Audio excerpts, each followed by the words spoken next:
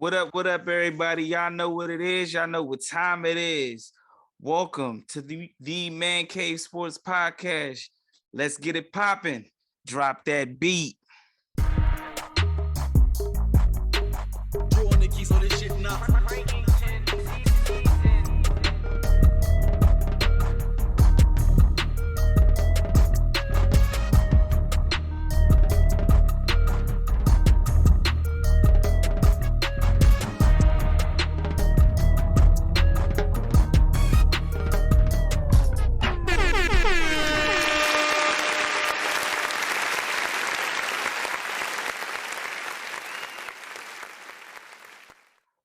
What up, everybody? Y'all know what it is. Y'all know what time it is. It's your boy Jae Jones hosting this week. Got my big homie like no only over there. G Money, what's happening with you, homie? What up, everybody? How's it going? We in the man cave. We in the Kizzy, in the cave, baby, in the cave. Man, how's everything going with you this week? How you feeling, man? I'm feeling pretty good. You know, other than my Cowboys losing, I cry later. You know, but hey, I'm feeling good. Everything else is feeling good. I got a spot for you. Oh man, I got a spot for you over here, man. You know, that couch is always open, man. Jesus, we got a spot reserved on in this shit. Hey, man. Hey, we're gonna let you vent, man. I know you got to get a lot off your chest, man, as far as that's as far as that situation, man. But cool, man. Well, shit. Before we jump into it, man, let me let y'all know where we can be found at, man. Y'all can find us on Apple Podcasts. Y'all can find us on Spotify. Just type in 613 Faye, and our content, as well as In the Four Corners of Wrestling content, as well as the Sisters and Facts. All our content is there. You can also check us out on YouTube, 613 Productions as well. Catch up on all the shows on demand, all our other network content as well. Hit us on social media. Find us on Twitter at 613 Faye. You can hit us at IG 613 Faye DMV, and Facebook at 613 Productions as well. You can find me, Jae Jones, on all social media platforms at Jae Jones. That's Twitter, IG, Facebook, and TikTok. G Money, blue check, blue shirt. Tell them where they can find you. Shirt. Hey, at G Money Caveman. At G Money Caveman on Twitter. There you go. Blue check beside that joint. Yeah, man. And also, be sure to check us out. Check our sports group out as well. The ManCave Sports Group on Facebook. Check out the In the Four Corners of Wrestling sports group as well on Facebook. Come through, check us out. Talk your shit respectfully, man. And make sure when you on Apple or Spotify and even on YouTube, drop those 5 stars, leave a comment, and we'll go from there, man. Yes, so before we jump into the sports topics, we do want to say rest in peace. Earlier this week, we found out that a former Detroit Lions linebacker by the name of Jesse, I don't want to say this wrong, but I probably will. Lemunier passed away at 25. He was he played for the Lions. He also played in the USFL as well. Passed away at the young age of 25. So we want to send our love and condolences to his family and friends as well. His friends and family as well. So, condolences to him. Also, G, I don't know if you know, but we've just come across the 3rd year anniversary of Kobe Bryant's passing. If y'all didn't realize it, January 26th marked the 3rd year anniversary that we lost Kobe, his young daughter, as well as 6 others in a helicopter crash. So we definitely want to send our love and condolences to all of those families as well. G, you got a favorite Kobe moment, bro? By chance? Just honestly, hearing just because was a little Kobe hater back in the day. I'm not gonna lie. But I've came to appreciate him a lot more, hearing all the stories about him, about just the hard work, all the work he put in, and the process and everything. So I got mad respect for Kobe and all that he done for the game. That's for sure. Yeah, no doubt, no doubt. I was a huge T-Mac fan, so I was always arguing, who's better, McGrady or Kobe. But similar to you, man, like when you hear all the stories like that he did to get an edge on his competitors, man, you definitely gotta have nothing but respect for Kobe, man. So just wanted to mention that as well. Okay, moving right along. Rest in peace, Kobe, and all of those on that helicopter. But moving along, man.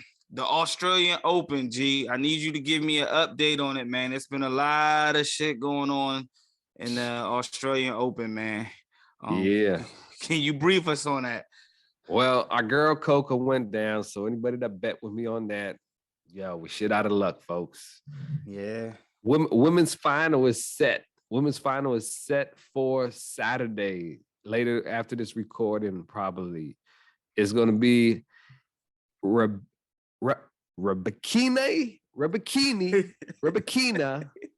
versus Sabalenka. And I think Sabalenka is going to win this probably. She's a beast. She's the number 5 seed. Rebekini is the number 22 seed of the tournament, so she's made a nice run to the finals. But I think Sabalenka's taking this one myself. That's on the women's side. Okay. You got any thoughts? Nah, man. I've been trying to keep up, but I don't know any. I'm not too familiar as you are with these young ladies, so I'm just gonna sit back as a fan and just watch. I tried to catch Djokovic match the other night, but it was I wasn't able to watch the whole thing because it was pretty late. It was like 3-4 in the morning. That's one thing about this Aussie Open. It's complete different time zone out there, Jane. Yeah, and actually him, Djokovic, and Murray were actually complaining about the night matches. They wanted to see if they can move them up earlier because I don't know if you know, but Murray had a match. I forgot the gentleman he was going against. He actually came back and beat the gentleman. But the match was 5 hours and 45 minutes. Yeah, Kakanakis. Yes, I'm gonna let you do that one. So slow down. slow down, G. Oh, slow down, baby. Slow down. Yeah. But yeah, he was complaining about it. And with that match, it was crazy because I was reading how he was stating, that's Andy Murray, that he was denied a piss break. He couldn't he tried to go to the bathroom, see if he could he requested to the umpire if he could go to the bathroom, and the ump denied him from going to use the bathroom. So he threw a whole temper tantrum out there. So I don't know if you've seen that shit. So I didn't see the Murray temper tantrum about that, but I watched the end of that match, and that was crazy. Yeah. So me, I don't. The last time we made picks, both people got eliminated. We picked Coco, and we picked Francis Tiafo, and both of them went out like a day or two after we predicted it. So I'm just watching. Yeah. But I take that back.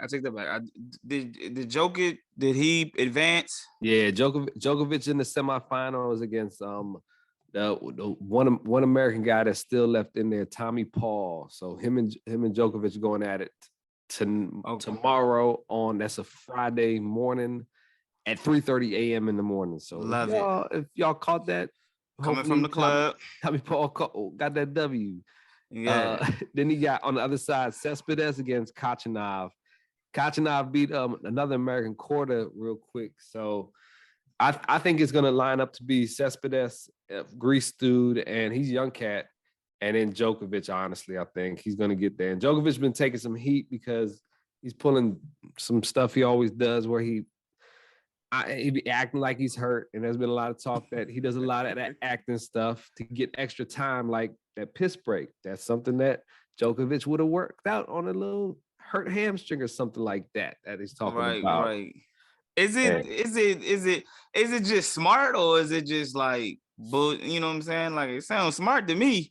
yeah, I mean, this ain't the first time he's been in the headlines for this stuff. He's constantly in this stuff about this same Shit. stuff that he be pulling. So, and Okay. he's fed up with it and everything. But I mean, you know, that's people don't like you pulling that shit on them, man. You know, they're because he does it when people are on a run against him or something like that.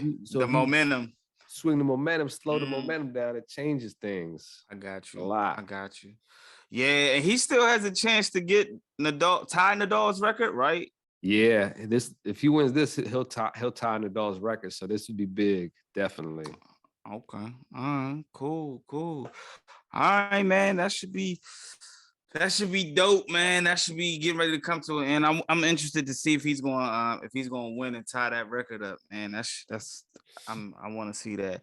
So cool. All right, man. Well, we got a little NBA news.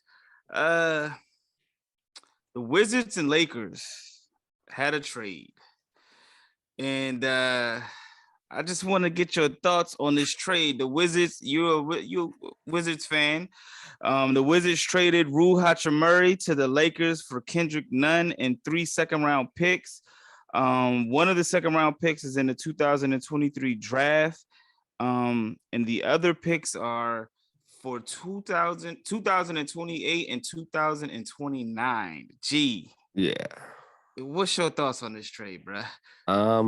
The Wizards are stupid. They suck. What can I say? Their whole general management team, the GM, they're terrible, man. Like Rui, he's not a bad player. He could be a great role player. They don't develop talent around him. Like unless they hit on the pick, nobody has developed any talent for the Washington Wizards. Like I went down and found a list of past picks that we had. Since 2014, these are the number one draft picks. First, they traded the number one draft pick for Gortat. 2015, they had Kelly Oubre. He started to come out, and they never traded him. They traded him. They let him go. They didn't pay him.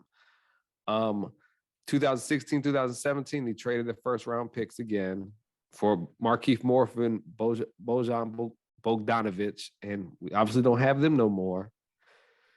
2018, we picked Troy Brown Jr. Great pick.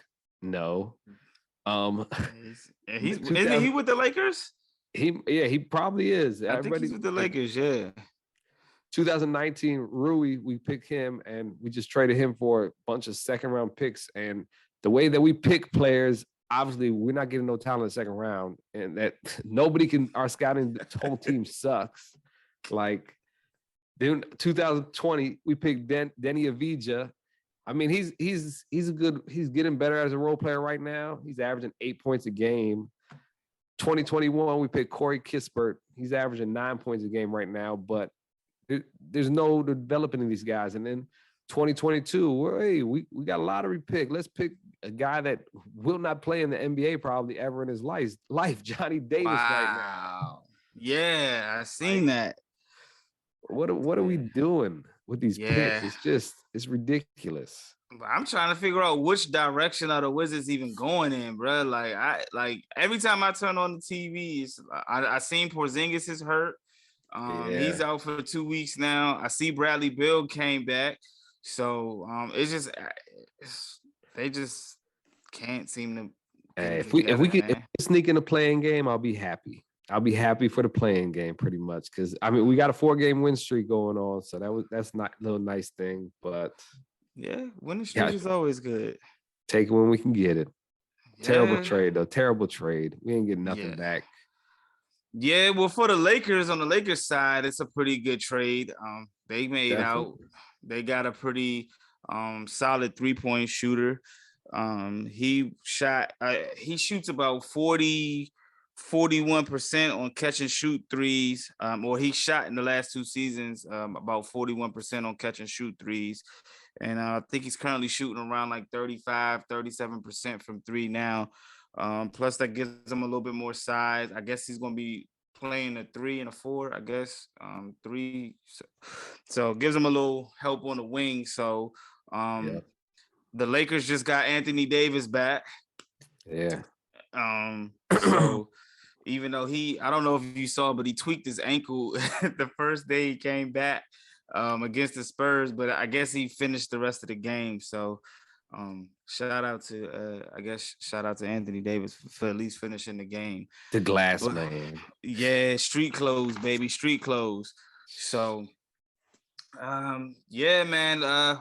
We'll keep an eye, see if the Lakers, if that can give them a little extra boost, and see if they can make some noise in the Western Conference as we get ready to come up on the second half of the season in about a month or so. Speaking of the Wizards, former Wizard John Wall.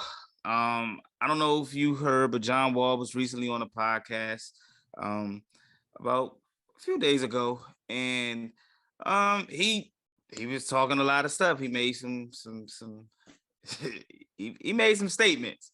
One of his statements, they asked him if he believed which team did he think had the better chance of going to the finals. He said the 2016-2017 Wizards, and he said if they would have played LeBron, they'd have beat the shit out of him. Yeah, I listened to that podcast. I listened to that whole podcast. I enjoyed. John Wall was talking. He kept it real the whole time. I appreciate it, but I think that piece right there, that kind of stood out to me. I was like, I don't really know, bro. I can say if you say we're gonna beat them, and I mean, don't get me wrong, like you supposed to have that confidence, right? Like I'm not mad at that, but you could have said we just gonna beat him. But hey, he said he's gonna beat the shit out of him. So I just want to get your thoughts, because like again, G, you Wizards fan. The city was hype. What was your thoughts when you heard that? I believe every word that came out of his mouth. I tell you what, I was at that game 6 against it was the Celtics. I was at that game 6 where John Wall hit the game winner. He jumped on the table. I tell you what, the whole city was just crazy. We was just screaming, chanting MVP. Hey, we had a little technical difficulties, you know what I'm saying? I'm fucking producer was over there, you know what I'm saying, doing his shit, you know what I'm saying, fucked around and hit the wrong button and shit. But it's all right though. He got his back on popping again. But John Wall, man, I met John Wall. I've met John Wall a few times, man. Real cool dude, man. I really appreciate him, man. I enjoyed the podcast. I think when he was talking about his recruitment to North Carolina, the whole Tyler Hansborough story, which was pretty funny to me as well. He said basically Tyler Hansborough basically carried him when he was trying to talk to him. I don't talk to recruits. Yeah, I don't talk to recruits. It's funny because Tyler Hansborough responded. He was like, nah, that didn't happen. But I'm with you. I believe John Wall on that shit. So, but I mean, the way John Wall was speaking on that, he was busting out names from God knows how long ago that was. From back in the day before he was in high school, names that he played with back then. So, that many names off the top of your head, all those games that you played. Like, what actually happened, and you remember that stuff. And he took it all that to heart, and that's what made him who he is too.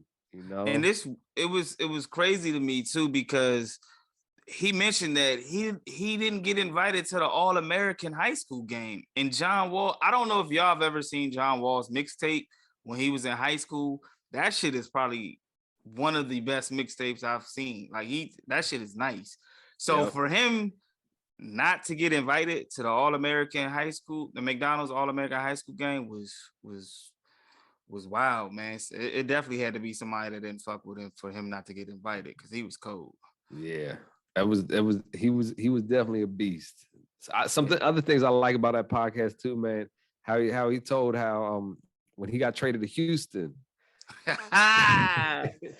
James Harden. Yeah, he was like, yo, James. He hit up James Harden. He's like, hey, I'm on my way over there, whatever. Harden was like, man, I'm about to get on this flight, go to little baby's birthday party, man. And that's when John knew. He's like, Man, I'm fucked over here in Houston. Ain't nothing good about to Yeah. happen to me over here. He said they wasn't playing they weren't playing me. They was playing was like Justin Patton and all that shit. And it's crazy because Justin Patton responded. It was like, damn, John, I thought we was cool. Like, he caught a stray bullet off that one. So Yeah. it was definitely cool to hear John Wall open up, man, and talk about a lot of the shit that's going on with him. Dope interview. If y'all haven't got a chance to look at it, man, check it out. Who was it? Who was interviewing him? I don't know who the guy was, but apparently he's he's in a the baller league. though. Yeah, he's a Yeah. baller though. That's why I know the face. I just could not put a name to the joint. Yeah, I'm not sure. And it's no disrespect. I didn't, because he kept referencing them, and obviously they come from the same area somewhere in North Carolina, but I could not tell you who he was. Yeah. So maybe hopefully throughout the season I might see him. If y'all know who he is, tweet me, throw me the name, and let me know. So yeah, but that was a pretty dope podcast, man. And speaking of the NBA, man, the NBA got a new All-Star format, G. So now the NBA, instead of picking the teams, a few weeks ahead of time, the NBA is now allowing the two captains to pick the teams shortly before tip-off of the NBA All-Star game. How do you like this format change? Do you like it? Nah, don't like it. What you think about it, man? I mean, I'm not mad at it. I kind of like it. It's like a pickup game. Everybody's been talking about. It's like, yo, I got my guy here. I got my guy there. We gonna see who gets picked last, right? That's gonna be a talk of the town. Who gets picked last on that thing? But yeah. I will tell you one thing: if it's Giannis picking and LeBron James is undefeated since this thing has started picking teams, so he knows a little bit about putting teams together. So. Yeah, whoever LeBron picks, look out. And right now, that's the two top players from each conference is LeBron, and you referenced it last week on the show. LeBron and Giannis are both leading the conferences, so we might get that matchup again, because I think the next person after Giannis is KD. Yeah, it's between him and KD for that top spot in the East. So I don't think KD is gonna get it due to being out for injury, but I mean, I don't know. Maybe he's talking. He wants to play in this joint though. That's KD. KD was like, yo, I want to be in part of these activities and everything. Okay, all right, KD. I ain't mad at you, bro. And speaking of the All-Star game, they actually named the starters for the week this week. So I'm gonna go ahead and throw the West starters out here for you. So you got LeBron, as we already mentioned. We got Jokic. We got Luka the Don. We got Zion, and we got Steph Curry for the West squad. Now for the East squad, we got Giannis, Jason Tatum, Donovan Mitchell, Kyrie, and Kevin Durant.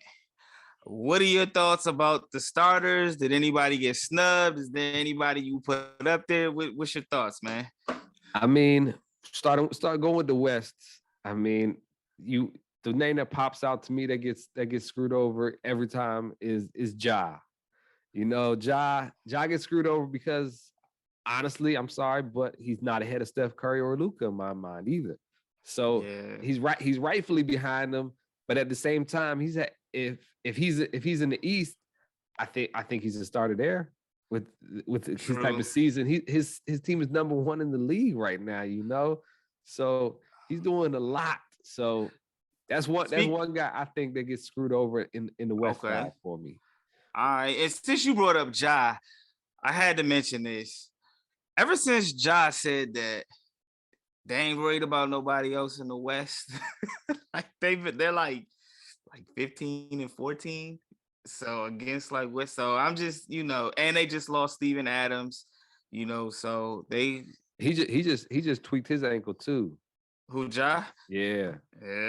So man, Yeah, I'm with you though, man. Ja is it's gonna be tough for him, but it's like that for a lot of the guards. We've seen Dame Lillard go through this. We've seen a few guards go through this. So Yeah. until Steph or I mean, I don't. Luka's not retiring anytime soon, but Hey, I'm just happy Andrew Wiggins ain't freaking starting the All-Star game. you know what? Come on. Somebody was like, I'm surprised Zion got it. I'm like, well, last time everybody was complaining about Andrew Wiggins, so I'm definitely taking Zion over Andre. You know, 100. Like Andrew Wiggins. Zion kept his team afloat up on the top of the West too for a while until he got hurt, and he went on he lost like 10 of 12 right now. Yeah, so true. That's rough. They just lost the other night too. Now going to the East, who do you think? Did anybody get slighted, or do you like the lineup? Or I mean, again, it's Embiid. I thought he could have got MVP. He could have been a starter this year for the All-Star game for sure. So I think he's the one person I feel that we got the most slighted for the Eastern Conference, and it's tough to like who does he replace, because Jason Tatum's have an MVP type season. Kevin Durant have an MVP type season. Embiid, he's having an Embiid season. It's MVP caliber, but somebody does not fuck with Embiid, bro. Like somebody, man, he's constantly getting slighted, man. But I'm with you. I thought I was talking to my oldest son about it. I thought Kyrie and Tatum would have been in at the 1 and 2 guard, and Mitchell Durant would have been 3, Giannis would have been 4, and Embiid would have been a 5. But obviously that's not how it went. So yeah, I mean the way Donovan Mitchell playing, he deserved to be balling. He kind of deserves to be a starter, but he deserves it. I like your lineup a little better, honestly, with Embiid in it, personally. Yeah, but hey, nowadays they don't really want to see the big man. They just want the best available players out there. So, but it's cool. I mean, we'll see how it shakes out. It should be cool. Should be a fun game, man. It should be. Who you think the last pick in the NBA All-Star game gonna be? Man, I don't know. I wanna. It's gonna probably be a big man. I think it's probably gonna be like a Rudy Gobert type of person or somebody like that. Okay. Maybe maybe Sabonis from Sacramento or somebody like that. But I think it's gonna be a big man. That's gonna be the last pick at the NBA. Man, I wish the NBA All-Star would bring the All-Star weekend back to DC, man. Shit. It ain't been to DC since 2001, man. Like, damn. Bring it back. Bring it back, man. Like, damn, man. Like, I'm looking at it like it's in Utah this year. Like, Indiana. It's in Indiana next year. It's like it seems like it's been so many other places, like multiple times, except for DC.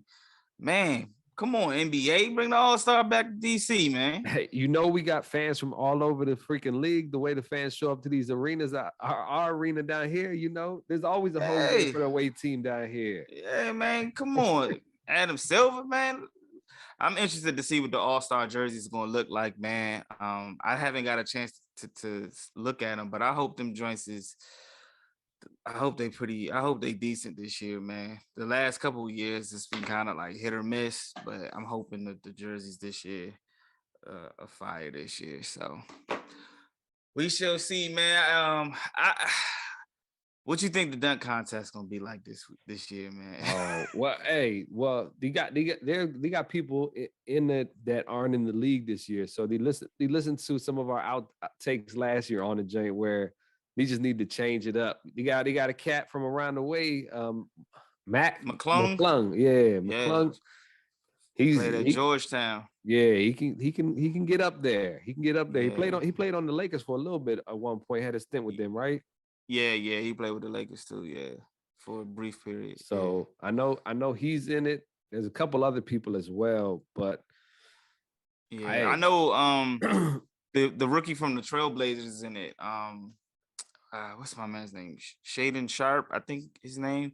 I think he's in Yeah. it this year as well. So I haven't heard the last two contestants, but I'm I'm gonna wait till we get closer. I'm gonna wait till we get closer to All-Star Weekend to give my who I want to see in the dunk contest hopefully in the future Yeah. But sometime. yeah, So I mean, I don't know how many people they having in this joint because right now it's only 3 people they have right now.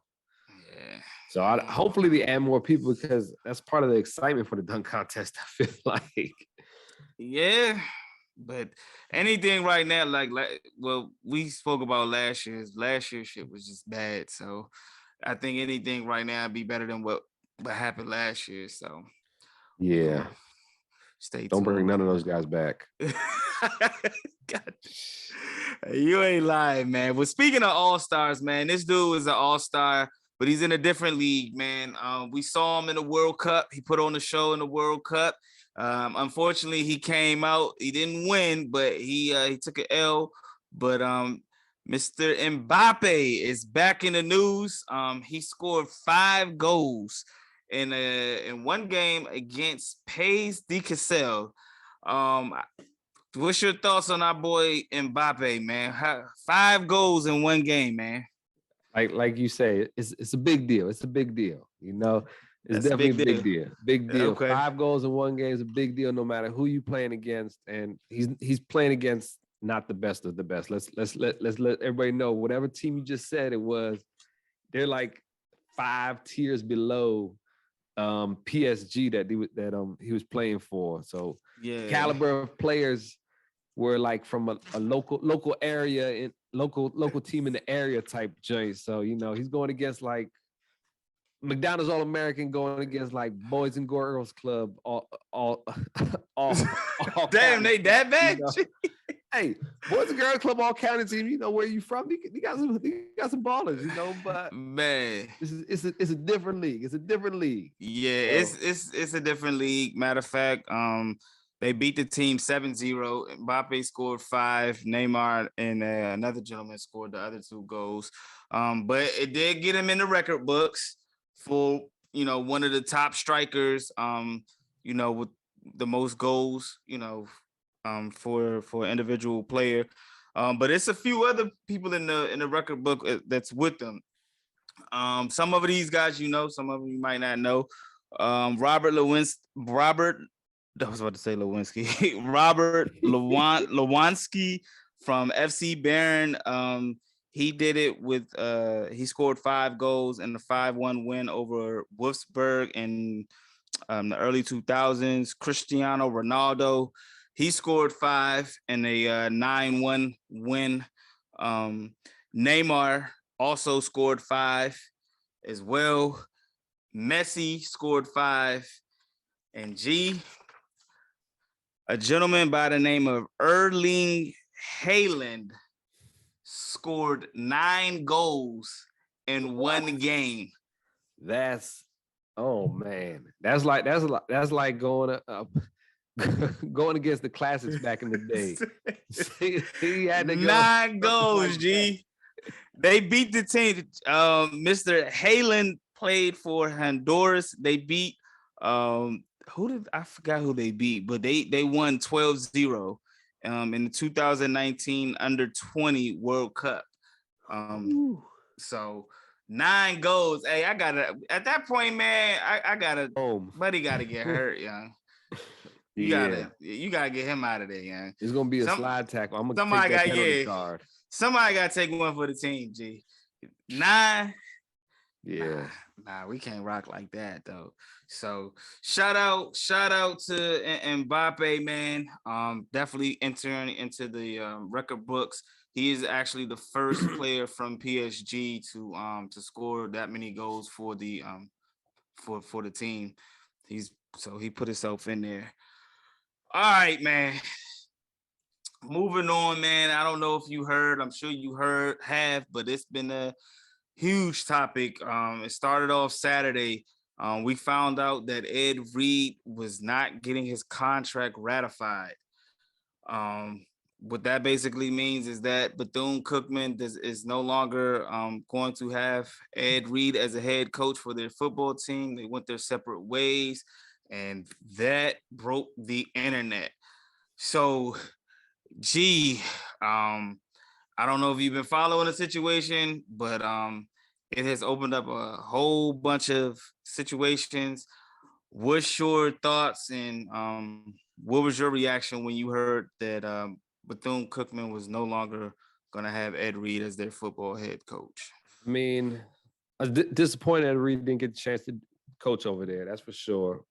See what he could have brought out there and everything. But was I surprised? Not as entirely as everybody else, I guess, felt like they were surprised after Ed Reed. He goes live on Instagram Live and talking about how bad things have been at HBCUs and how bad it's not the kids' fault. It's the people running this fault. So he's already taking shots at his soon-to-be bosses that he hasn't even actually been hired yet. So those people, you're not signed and you're already taking shots at these people. So that doesn't usually go good. It's like I'm going in the interview, and before I get to this interview, I'm already telling everybody that before I interview, yo, this boss is terrible. The way he runs his company is absolute garbage. What the hell is going on with this whole building here? Like, what are y'all doing here? And it's like, oh, hey, I'm here for the job today. Like, I mean, not as surprised, I guess, for real, when the way it came down and the way it went down. So, right.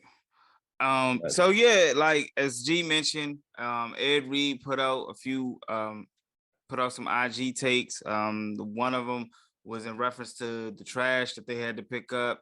He made mention that his office was still dirty, still had the previous coach belongings and things in there as well. So he kind of went on IG, spoke about that. He did apologize about that. But then he came out with I think 2 or 3 more IG lives, and listening to the Roland Martin interview, the interim president Lawrence Drake, he said that it was one of the Instagram lives that caught his attention, or that was questioned by one of the partners of the school, which was Disney.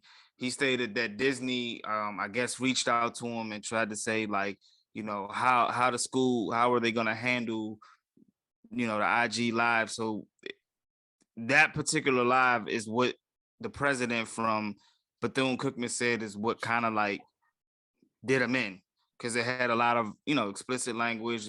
He had music in the background, and I guess it had vulgar language and this, that, and the other. So that's why that was one of the reasons he said, or the main reason why he said he let him go, is because partnerships were starting to question, what was going on at Bethune-Cookman. So obviously that opened up another can. And, the school, a lot of the football players on the team have petitioned to get Ed Reed back. They're currently protesting right now at Bethune-Cookman. It's a lot going on. I seen a social media clip where it's like 3 guys, and they're talking about how they had like mold in their helmet. They had to share helmets. There's like mold on the gloves and all this other stuff. I seen that. I seen the exact same one too. Yeah. So it's I feel like it's a bit of it's a gift and a curse, right? Like I'm like you, I would have liked to see Ed Reed coach. But Ed Reed getting fired or being let go, not getting his contract ratified, it opened the light and shining a light on something much bigger than football. Like these kids' situation with all this going on. I don't know if you remember it happened here at Howard, not where coach got fired, but where they had similar situations in the dorms with mold and all that other stuff. So, but I think it could have been handled different. I don't think they had to like fire. I don't think they had to go about it that way. I think they could have sat down, spoke about it, and handled it. But he said he turned down the Jackson State Turned down a Jackson State job. Turned down a Grambling job as well. Yeah. For Bethune Cookman too. So yeah, that's and rough. Dion, Coach Prime reached out to him and said, said some words to him, told him, try to keep his head up. It's not the end of the road for him. So, it's a lot, man. I think Bethune-Cookman thought they were going to kind of get what Jackson State got with Dion as far as like lightning in the bottle. And they had the opportunity to possibly get that. It may, of course, it's not going to be, Prime is Prime. It's nobody that's, going to do what he did. But I mean, I definitely feel like they would have got some recruits, you know what I'm saying, and turned their season around. But it's unfortunate for both sides, to be honest. But we'll see what happens with the students at Bethune Cookman, what happens with the protest and what they do moving forward, who they hire as their head coach. I just thought it was weird that Bethune-Cookman even announced that they hired Ed Reed if they didn't finalize the contract. Like, why did you announce that you had hired him as a head coach? Yeah. If you weren't finalizing the deal. So that's just you know who we need to talk about this with? Who was that? Malik. Need to get him on here again. Talk to him a little quick. Yeah, he going give us his input. Let me tell y'all something. I've talked to Malik. This is our producer, Mr. Mike T, talking right here. I've talked to Malik, and the best thing for HBCUs is he don't talk. Yeah, I mean, it just I'm just listening to what you guys are saying, and it just, like you just said, Jay, that right there everyone that got mad at Ed Reed just said right there, hold up, wait a minute. He's talking about janky institutions and janky ran institutions, and they announced they hired the man and didn't even give him a contract. Yeah. So right there, somebody's hand is getting caught in the cookie jar. You know what I mean? Like, I work at a college, and I've been saying this. Like, I know Jay seen me say it on Twitter a couple of times. I work at a college. We got 3 different campuses. Go there and find any trash anywhere around the campuses. I ain't seen a soccer player, a baseball player, basketball player. Not none of them pick up no trash. We have a grounds crew for that. You mean to tell me the school that I work at, which is a community college, got a bigger budget than BCU? Yep. And that's what Ed was saying. That bigger thing that people was not understanding is like, he's saying like, there's a budget for this. Where's the money for this? He wasn't just talking about football. It's just that he went about it passionately like Ed Reed would. And I mean, if you're going to hire Ed Reed, you should do your due diligence. This is the man that at halftime, they're winning 21-0. And he has one of the most passionate speeches in college football history. He said, man, Coach Joaquin told us to dominate. We ain't dominating. I put my heart in this. And I'm a Miami fan, you know what I'm saying? So he went and had a 99-yard interception return that game against Boston College. Like I said, they were winning 21-0. I remember that game. If you hiring this guy, what do you think you're going to get? And that's what I think. I don't think Bethune-Cookman realized who they were getting. I don't think I think they thought they were getting somebody similar to Prime. And I think they just went for the name. Oh yeah. You get a name, you get recruits, and you possibly get some more money invested into your school. Well, I don't even think they cared about the recruits because they did this on the weekend. The recruits were there. Yep. Yeah. So I don't think they care about the recruits at all. I think that, I hate to say it, but I think after Prime left, there was a huge void left in HBCUs. And it was like, all right, what y'all going to do now? And BCU was the first one to jump up at the next big, because on football, honestly, when it comes to Black athletes, you can't really go bigger than Dion. Nope. Now you could go Ray Lewis, who got a great story, or Ed Reed, who got a great story, but in football, you can't go any bigger than Dion. This is like with baseball when it comes to African Americans and Black people, you can't go any bigger than Griffey. If Griffey goes and coaches the team right now, everybody gonna go rock with that team. Yep. So with Dion, the next best thing what I guess HBCUs was doing and BCU did They just was like, you know what? All right, he was down Miami for a little bit. He got a little experience. He can give us that's a big name. Wow. Yeah. Hall of Famer. And they didn't think, you know what I'm saying? Because the thing is, Dion did it and he didn't really say nothing. He just dealt with it. Right. Yeah. And people crushed him for leaving. And then on the flip side, if they would have lost games and they would have fired him, no one would have cared. Mm-hmm. So when he left on the way out, everybody's trashing Dion. Yep. Ed Reed's from the day one. On the way in. He's like, all right, this is ridiculous. What is going on here? And everybody's like, dog, shut up. It's like, what do you want people to do? Like, I seen a couple of the sentiments out there is Black people that didn't go to HBCU shouldn't be saying nothing. What? So you wanted us to watch the Celebration Bowl? But we can't speak on the matter. And that's why y'all ain't been getting no help. Yeah, and it's crazy because Bethune Cookman, they've been dealing with accreditation issues. They've been dealing with even alumni. Their own alumni has got like a lawsuit against the school for the way that they dealing with money. So they've been dealing with a lot of issues. I mean, they just fired the president. That's why they got an interim president. So they've been dealing with a lot of issues. So like Coach Reed was saying, like Mike saying, something ain't right there. And it's something ain't right. It's sad because it's happening at HBCU, because I also pointed out Bobby Petrino done got hired 67,000 times since he been Bobby Petrino is a freaky man, and this man's been hired. Urban Meyer done had freaky institutions, freaky killers. He done had killers. Yeah.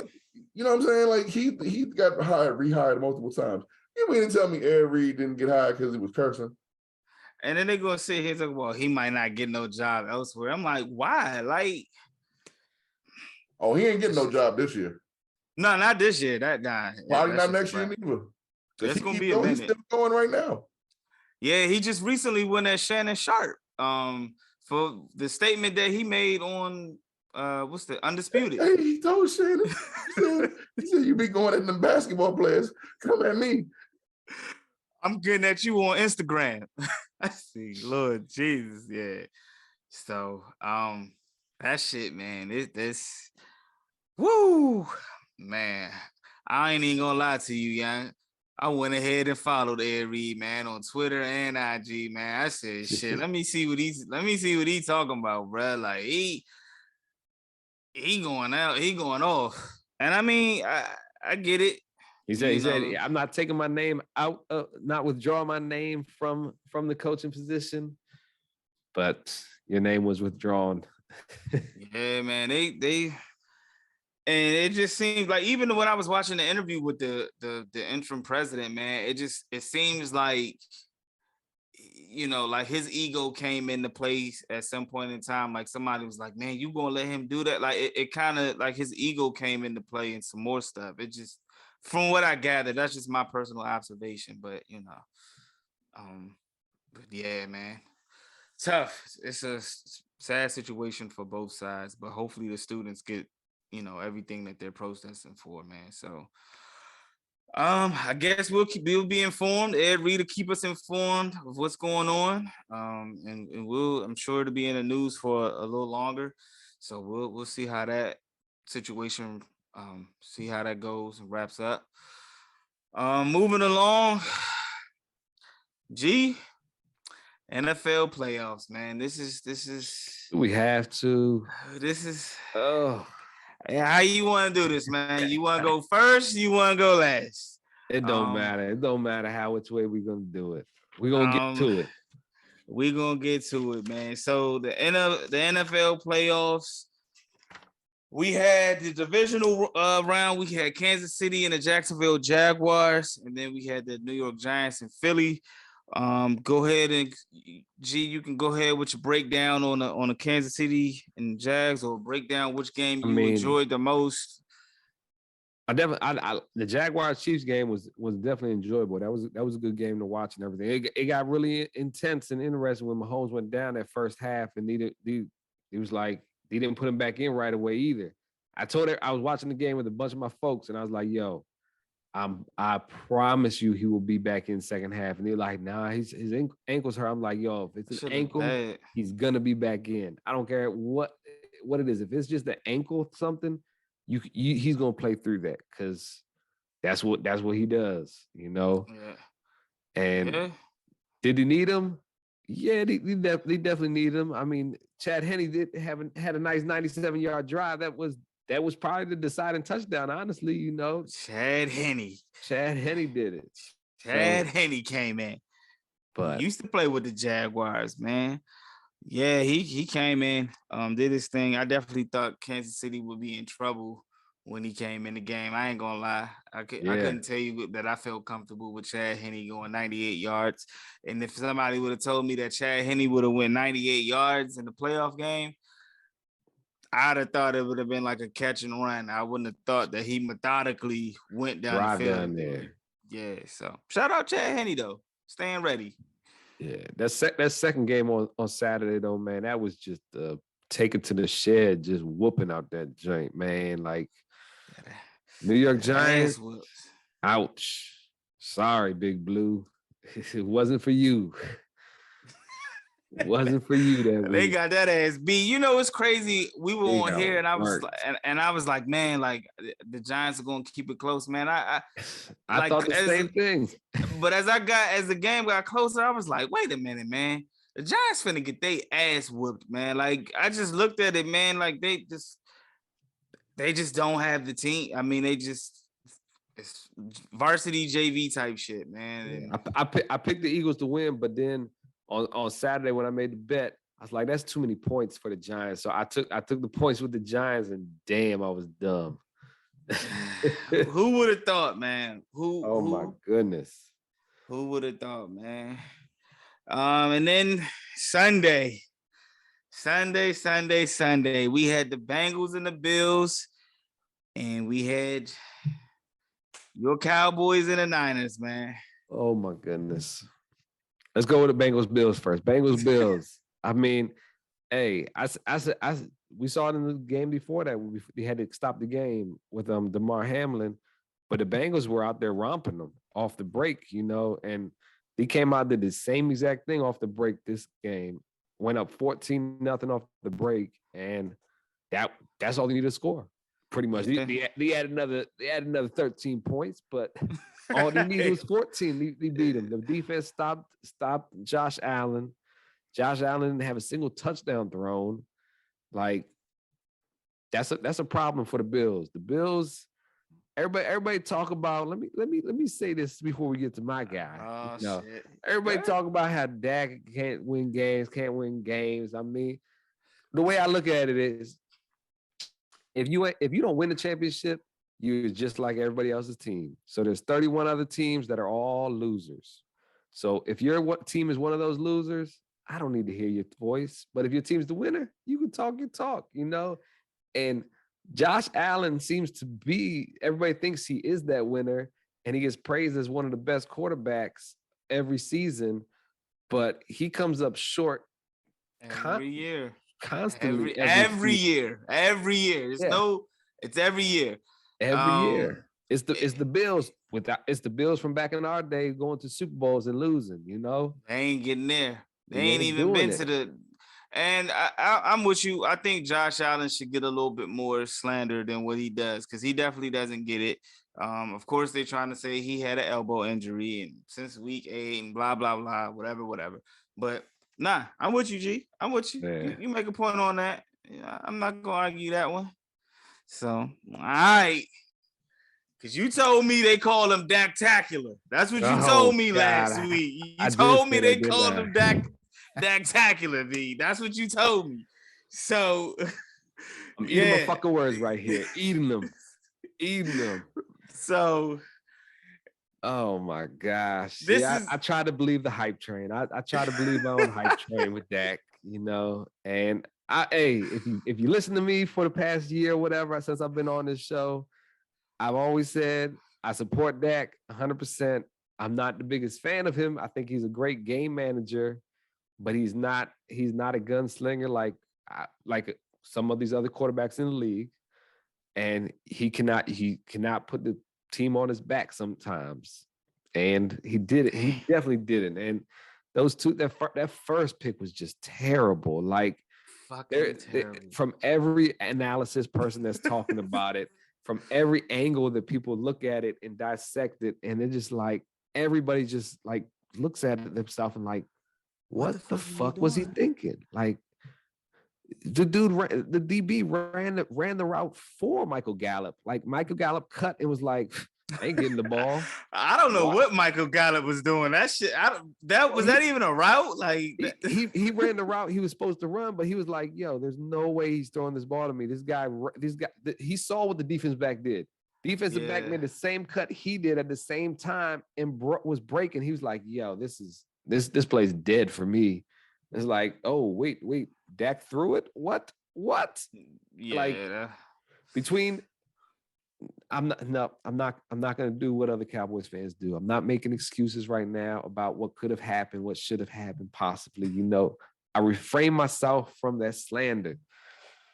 But Jesus Christ, the second pick, it should have got picked by Jimmy Ward. Honestly, he broke that. He didn't see Jimmy Ward coming off from the side there, and Jimmy Ward made a great play, and that was a bad luck deflection, but it should have been picked by Jimmy Ward off the break, and that's in the red zone. So, like, what are you doing? What are you doing there, man? Your defense balled out. Yeah, defense played absolutely great, out of their minds, and we're going against the number one defense in the league too, the 49ers. Yeah. So and you can't have turnovers like that. Yeah, all right. I want to let you vent though. I want to let you get it all out your system, man. We ain't got enough time. Cut me off. So, all right, man. So I'm gonna just quickly. I'm gonna recap, but I'm gonna start with your game first. So first, you spoke about the Dak's interception, so it's no need for me to go there. Y'all lost Tony Pollard, which was key.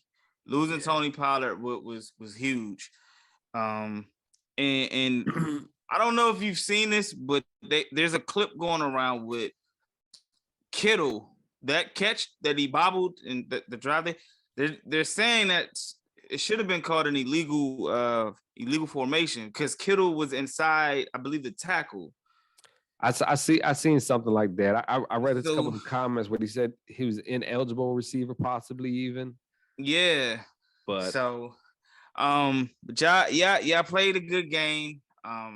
Losing Pollard and of course turnovers don't help. I figured y'all would give Purdy some issues defensive wise, which y'all did, and it came down to the rushing yards, man. I think 49ers had about 113 yards, 115 yards running when y'all lost Tony Pollard. Of course, Zeke now I don't know what y'all are gonna do with Zeke. That was his last play for us, I think, honestly. You think so? Unless he reworks the contract. I think he said something where he's open to restructuring the contract where he can stay in Dallas. But I bet he is, because he knows we pay good money out there. But it's a podcast out there. It's from one of the inside scoop and NFL players that's like Zeke is like he's out in Cancun, like he's doing everything opposite of what he should be doing. Like he's like when he goes to Cabo to train, he's like drinking and what I'm saying, he's not really doing what he should be doing to keep himself in NFL shape. I put it like that. I don't want to paraphrase it because I don't want to throw anything out there. Throw him under the bus. Yeah, so he got put under the bus on that last play. I'm glad you brought it up because I was damn sure gonna ask you, what in the hell was that? I don't know. Everybody makes fun of that giant annexation of Puerto Rico, whatever, from Little Giants and stuff. But honestly, when he came out of that formation, I was like, "Ooh, what is this? This could be interesting. I want to see what's going to happen. Like, what's going to happen here? Oh, wait a minute.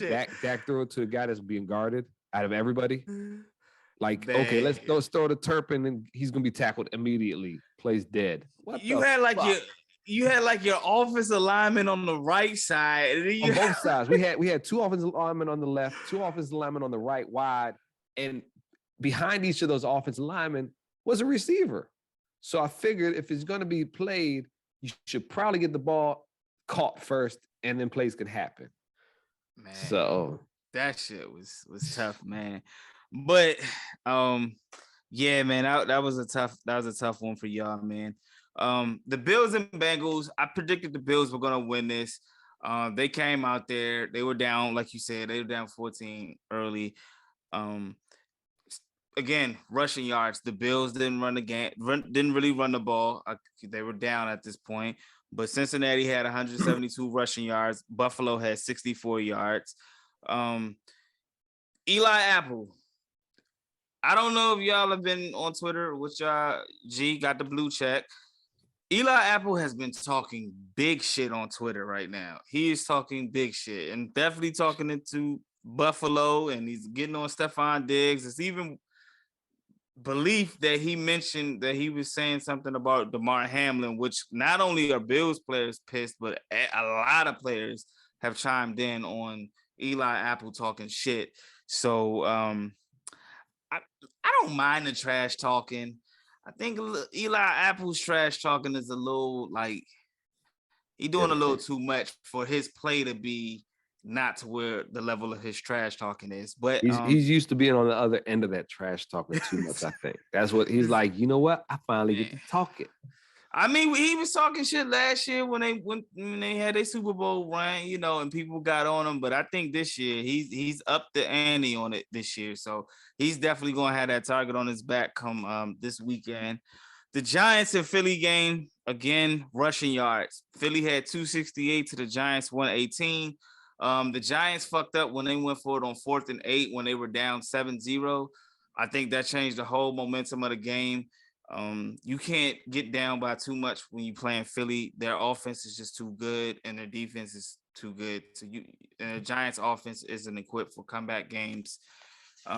In the Jags game, I just was surprised that Mahomes came back and did Mahomes things. So it was a good run for Jacksonville, but that shit has ended, and nobody is happier than us Tennessee fans.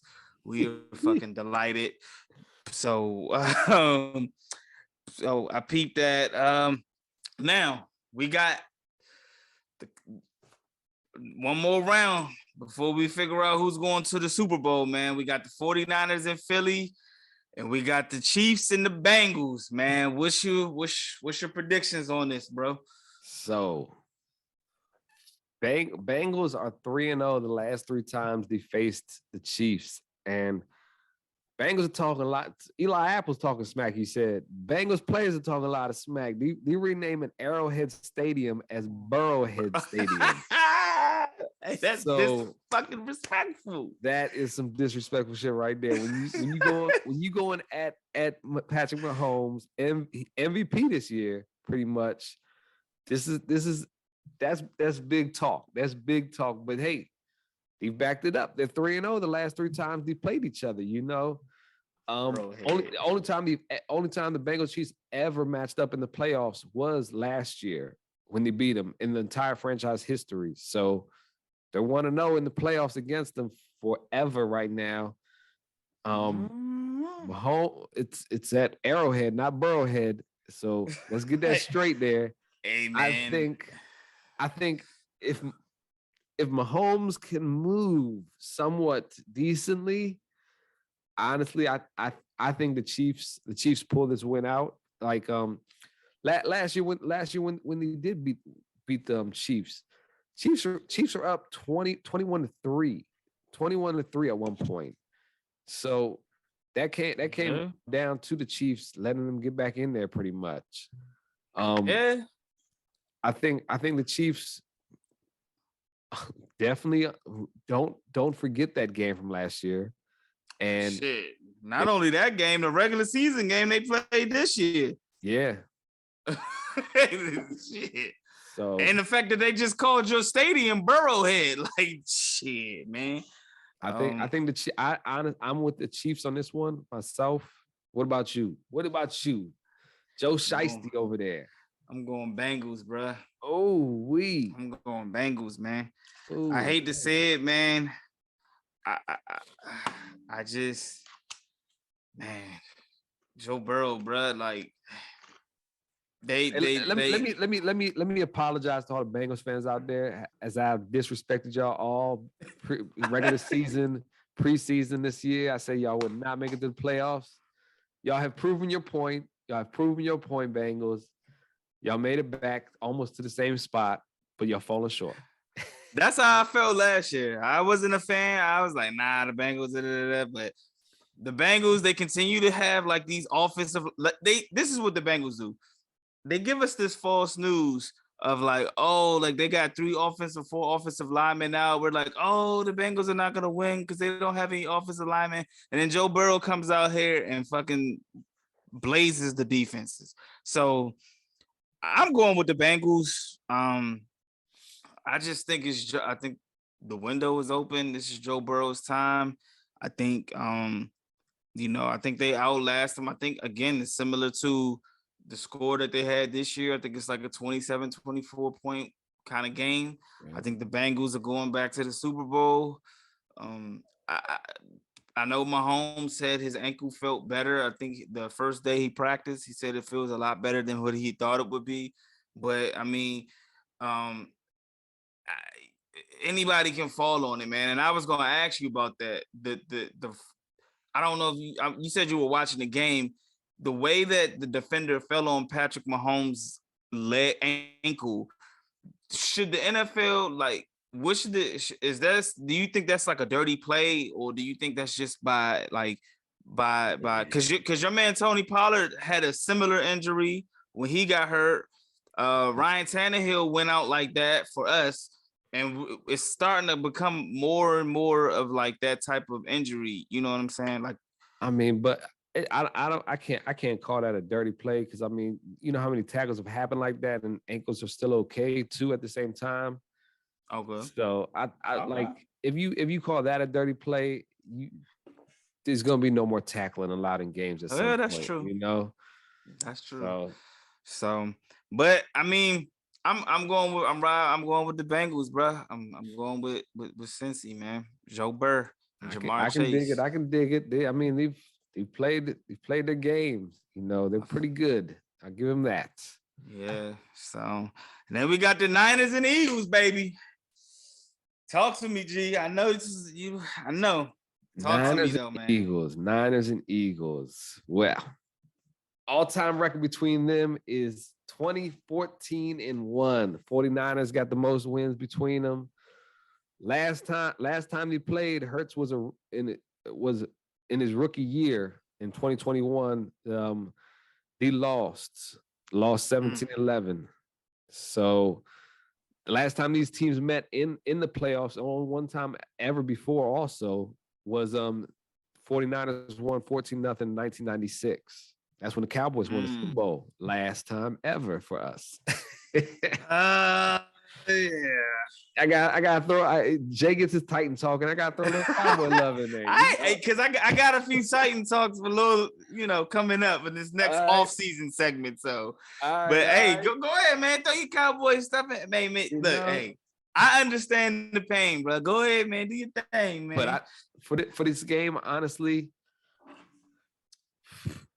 I think the 49ers do it. Honestly, in my opinion, the 49ers defense is legit. Eagles haven't faced a legit defense, really. I think almost all season. Really, our NFC East had the cakiest schedule ever. I've said that before. I'll continue to say it. So they've had a great run. And I'm rooting against the Eagles, man. Come on. Like, I don't care what the Eagles got. I'm rooting against y'all, man. F Philly. I know that's how y'all roll up there in Philly. So you know what? Let's do this. It's a fun story about that. I got my man that works with me, building service dude. He works security on the weekends for the Skins game, and the security business, they bust them all up to the Philly stadium last week. Oh, so they're like, hey, we need y'all. We need more security out here for this type of game or whatever. He was like, yo, everything you heard about the Philly stadium, Philly fans is true. They are the worst ever. Like I believe it. He has security people. They're like, yo, y'all need to go in that bathroom like right now because there's 2 Giants fans that's going in the bathroom. They're gonna get jumped probably because they have the jerseys on. I seen like a clip similar to that. Like Eagles fans wouldn't even let like the Giants do like go to. It was like in a parking lot or some shit. Like they wouldn't even let them go to the bathroom. Yeah. Hey, so that's why Eagles fans should lose. Eagles, y'all gonna lose because of that tough. Never forget that Philly had a jail underneath of their stadium. Yeah. like never forget that, like ever. There's and they reason. threw snowballs at Santa Claus and everything like that. Like never forget that, man. Never forget that. I'm with you though. I got the 49ers. I think the 49ers get through. I think the storyline, I'm trust me, I like Jalen Hurts. Of course, AJ Brown, you know, it's over there. But I think that defense makes it a little problematic for the Philly offense. I don't think they're going to be able to run as much as they did against the Giants. But I think the 49ers are going to, I think it's going to be the Bengals and 49ers, man. Yeah. And we're going to go. And then all the Cowboys fans, you're going to hear us all say, hey, at least we lost to the team that went to the Super Bowl. I fucking hate that line, man. That shit is so terrible, man. Like, shut up. It is shut definitely up, terrible. Man. Like, shut up, man. Like, yeah, but you know, oh man, we're gonna see. But you know, since my team ain't make it, so the offseason for me started a few weeks back. So welcome to the offseason. We got some offseason moves that have taken place. My Titans, we got a general manager, Rand Carthone, 49ers personnel and director. He was 49ers personnel player director. So I'm super psyched. I'm happy about that. The Carolina Panthers, they just hired Frank Wright as their head coach. Let me just get this off right quick. I think that's bullshit. I think that Steve Wilks should have got that job. I think Steve Wilks did a tremendous job getting those guys in Carolina the opportunity to he had them boys playing. He had them compatible, even though they didn't win the division. But it's no way that Carolina should have done Steve Wilks like this. I hope Carolina goes 0-18 for this, what they did. Yeah, fuck them for that. That's fucked up. Also, you got the Patriots. They hired Bill O'Brien from Alabama, University of Alabama's office as an offensive coordinator. So he comes back after a few years gone away. And then you got the Jets have hired Nathaniel Hackett as their offensive coordinator, man. And like, what the hell are y'all thinking? Y'all just couldn't score shit on offense before, but now you want to go get the guy that's. So this is what they're gonna do. This is the setup to get AR to get Aaron Rodgers there, man. So that's what they're hoping. If they don't get him, hopefully they fire him before the season starts for their sake. So, well, was it Nathaniel Hackett or was it Russ or was it a combination of both? It was definitely a combination. That's for sure. Well, I mean, just Nathaniel Hackett as a head coach just couldn't hack it, as they say. Yeah. You know. Shit. I'm telling you, man. They're gonna try this again. He said, "Okay, Aaron, I got fired. I'm headed to New York. They need a quarterback. What we gonna do?" So I think the Jets, they said they're willing to do whatever it takes to get a quarterback. They're gonna be in the market. They're gonna try to get a quarterback. So they're gonna, why not try to go at the AR? A lot of quarterbacks out there. There's a lot of quarterbacks out there this offseason. Yeah, and it's interesting. I just don't want Aaron Rodgers in Nashville. I don't want Tom Brady in Nashville. I got into it with a few people on Twitter yesterday. They like, really? You wouldn't want to. Yeah, they like, you wouldn't want Aaron Rodgers. I'm like, fuck no, I don't want Aaron Rodgers, bro. Like, really, you wouldn't want Aaron Rodgers? So you'd rather stay with Ryan Tannehill or Malik Willis? What I would do is depending on what Tannehill is asking for, like go with Tannehill, keep Josh Dobbs and Malik Willis on a roster, Have Malik Willis continue to learn and go from there. 2024, the NFL, the quarterback class is looking pretty decent. You got possibly Shador, you got Caleb Williams, you got a few other guys coming out. I'm not giving up multiple draft picks and taking a huge cap hit to have Aaron Rodgers to come to my team and ain't got no playmakers on the outside. For what? This is a waste of time. No, I don't want Aaron Rodgers. And his playoff record is trash. No, I don't want him. I'm not wasting no picks for no old 38-year-old motherfucker. Nah, I'm good. So sign Tannehill, franchise him for 1 year, and let it ride. Okay. That's how I feel on that.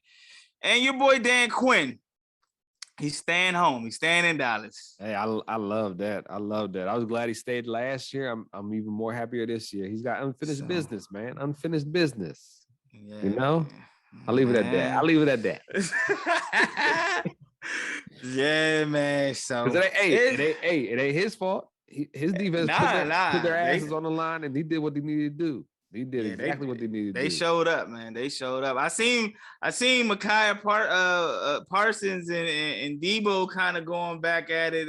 He's made some tweets that he's getting a little more louder in his tweeting game lately. I say that he was real low key early on, but I guess he just couldn't resist sometimes now because his one tweet this past week too.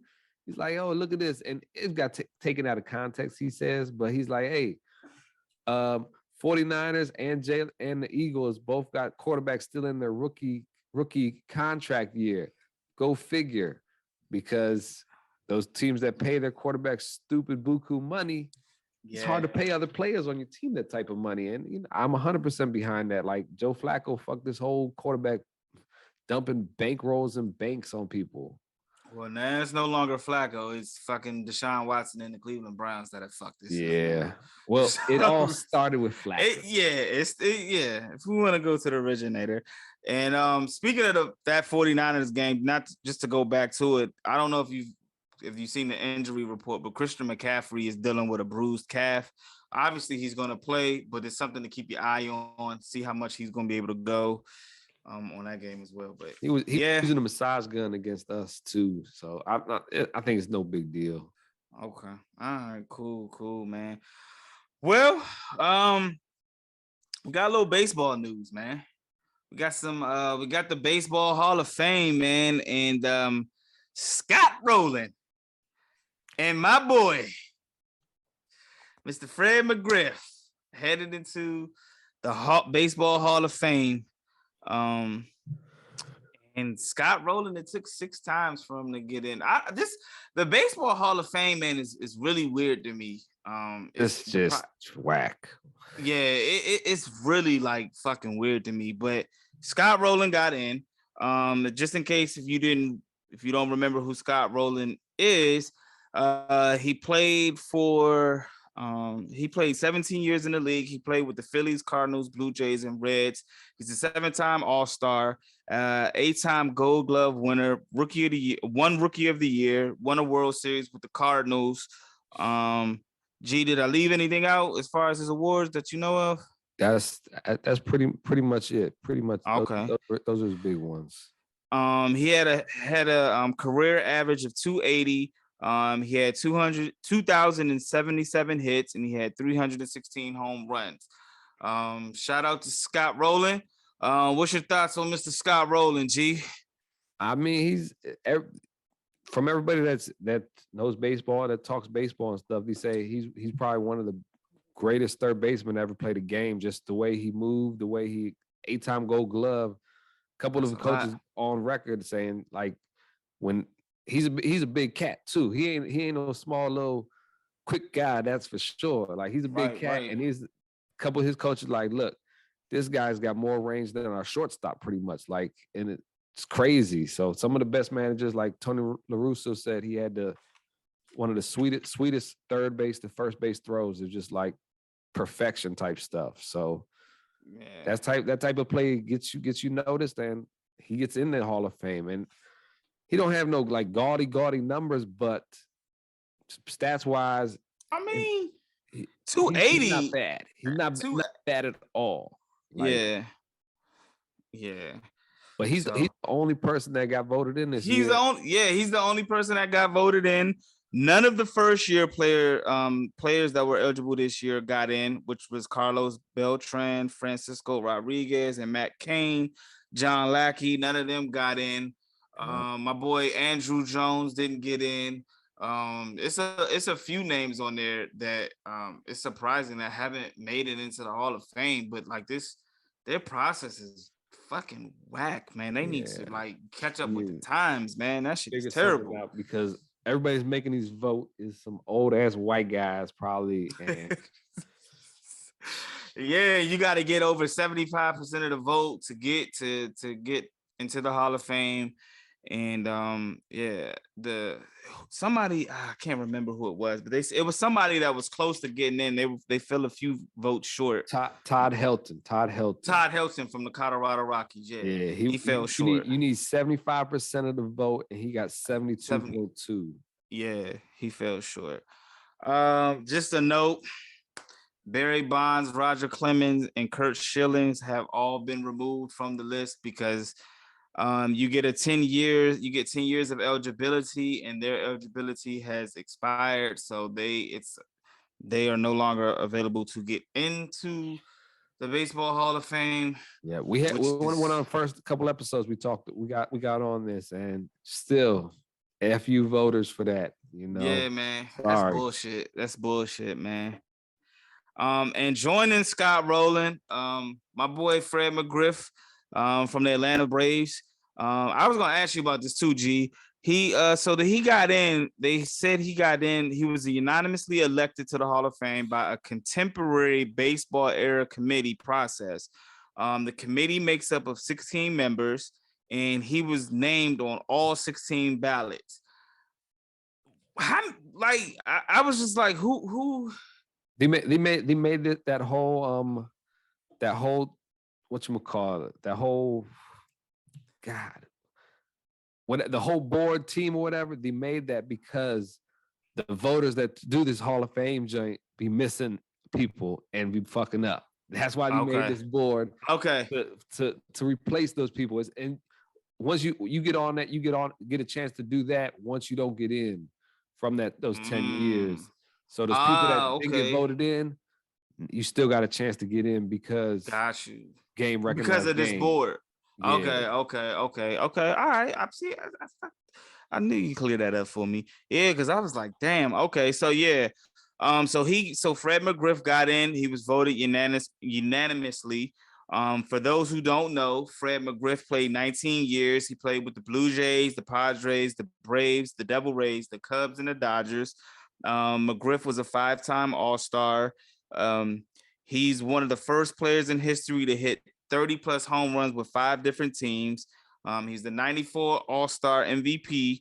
He's a world champion with the Braves in 95. And McGriff totaled 493 home runs, 1,550 RBIs, and had a batting average of 284. What's your thoughts on Fred McGriff? Those numbers you just mentioned, those were all career numbers.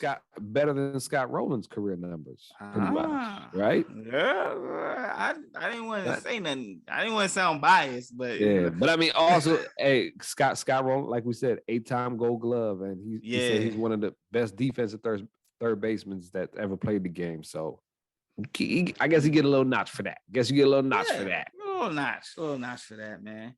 So I was happy, man. I know he played with a few other teams, but he's most notably known. I agree. With the Braves. I agree with that. He's definitely most notably known with the Braves. So shout out to him, man. And yeah, man. Shit. Did you have anything else? Oh, I meant to ask you this, bruh. The NBA, man. Have you heard of this NBA rivalry week? I did not know about this until you brought it up today. Actually, we was texting each other. So basically, the rivalry week, they try to build these little rivalries or teams that have rivalries, and some games that's coming up this weekend. I just wanted to get your thoughts on them. So Saturday, we got the Nuggets and Sixers, and Embiid and Joker, Knicks and Nets, Lakers and Celtics. Man, Can you give me your winners from those 3 games, man? Say it one more time now. Nuggets and 76ers. Nuggets and Sixers. Knicks and Nets. And then the Lakers and Celtics. If I don't know if Joker's back yet, but if Joker's back, I got the Nuggets for sure against the Sixers. I got the Knicks gonna beat the Nets, I think, because KD's not back yet. Okay. And I got Boston over the Lakers myself.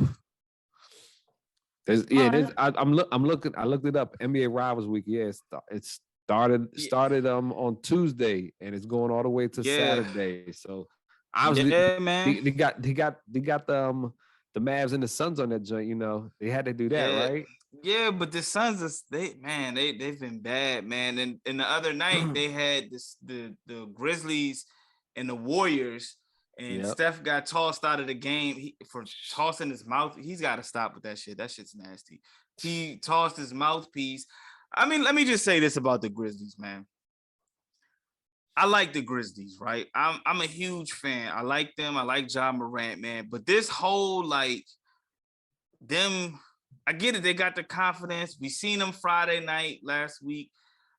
They got into it with Shannon Sharp on the sideline and all the commotion. Like, I get it. They want to be the new kids on the block, but they haven't beat anybody. They can't beat Golden State. They didn't beat Golden State on Christmas Day without Steph. They lost to Golden State the other day with Steph, tossed out of the game. Like, young, just play ball, man. Like, nobody, y'all are not the bad guys. Nobody is rooting against y'all. Like, Memphis, man, just calm it down, man. Just play ball. Just win games. Like, y'all will be good, man. You should see the entrances. The entrance videos, dog. You ain't see the entrances? I don't think so. Nah, I haven't seen that. Oh my gosh. It's going to take it to a whole nother level. What you just said was perfectly on point. Well said. But when you see the entrance videos, oh man, they have rappers bring them out. Hey, need that like, down there. It's like Jackson State. Like, I promise you. When y'all done, look it up. I'm about to look it up now. I just, man, like, man, they just be doing a little too much for me. And I'm just like, man, I get it, man. Like, y'all want to let the NBA know that y'all are here. Ja says there's no team in the West that he fears, but y'all just be doing a little too much right now. Just play ball. That's all. You know what I'm saying? And once you get there, but I got to see this intro, man. I got to see these intros, man. I know Ja be gritty and shit like that, and I get it. They're a tight-knit group. They're a small market team, so they feel like they're the underdog. But they got to do some extraordinary stuff to be bigger value market team. So they're trying to do it. Just play, man. Like, I mean, just play, bro. Like, let your play do the talking. You talk your shit. I don't mind you talking your shit. You know, I'm for it. It makes the game better. I like it. You know, kind of remind you 90s, 2000s and shit. But every time it comes to those big games, they lose. It's not a rival. Golden State and Memphis is not a rival, bro. Like, it's just a good game. They'd like it to be. They'd like it to be. But they gotta win. I get it. In the playoffs, they played. They had a little back and forth. You know, Ja went out with the injury. Okay, he feels some kind of way. Beat the motherfuckers in the playoffs. Send them home, and then you got a little something. Not many teams have done that to the Warriors, though. They haven't, but this is the time. This is the time to do it. They gotta, you know, they need a big man. You know what I'm saying? Like, they're a little older. And, you know, you might be able to, you know, catch them slipping sometime. But until Memphis could do that, man, just. Oh, man. Hey, we got a lot more NBA coming up on future episodes. That's for sure. We definitely got a lot more NBA coming up because NFL is about to be going down soon. It's over. Almost over. Yeah, man. Well, I'm already in off-season mode. So like, I've been in off-season mode for a while, man. So, you both, brother. Man. And one last thing too, man. I want to shout out to Jonathan Isaac, man. Jonathan Isaac made his return this week to the NBA. He's been out for over 900 plus days, which is like 200. I mean, which is like 2.5 years. He finally returned to the basketball court, man. Shout out to Jonathan Isaac, man, on that process of coming back, man. We happy for you. We glad you made it back. G, you got anything for him? Man, let's have some good games this weekend and let's go Mahomes. Oh, bets, man. Come on, give me your bets, man. Oh, okay. Let's stick with that. I got the Chiefs. They're actually getting that line's been going back and forth. So they were laying a point, then they were giving a point. Now they're laying a point again. I take the Chiefs, and the 49ers are getting 2.5. Those are my bets for the weekend. I'm going straight teams this weekend. All right, so I'm gonna go. I'm gonna throw a college basketball game out there. It's okay. Once this drops, I'm hoping it's gonna already be happening, but I'm praying I get this W. But I'm going with Washington State upsetting Arizona. Arizona's ranked number 6 in the country. But Arizona's only favored by like 4.5, 5. So I'm going with Washington State. I'm going with Pacheco. I'm going with him to get 50 plus yards and a touchdown. Okay. I'm going with Joe Burr to give me 2 TDs. Ooh. And I'm going with Philly to give me 3 sacks. 3 plus sacks. Hey, so, y'all better write these down here, man. Hey, man, I'm trying to tell you. Hey, man, run with it, man. So those are my bets for the weekend. G, tell them where they can find you at if you don't got anything else. Hey, find me on Twitter at GMoneyCaveman. All right, I'm there. We talking. Feel my pain on them Cowboys. Dog me a little bit. I don't care. Everybody else do. Let's go. Hey, man, I ain't mad at you, man. Welcome to the couch, my friend. Hey, that's G Money right there, man. Y'all make sure you see that blue check right there. Y'all go holler at my man right there. Blue check. Trying to get more active on that thing. Yeah, we see you out there, man. Jae Jones again, man. Jae Jones on all social media platforms. Twitter, Facebook, IG, TikTok.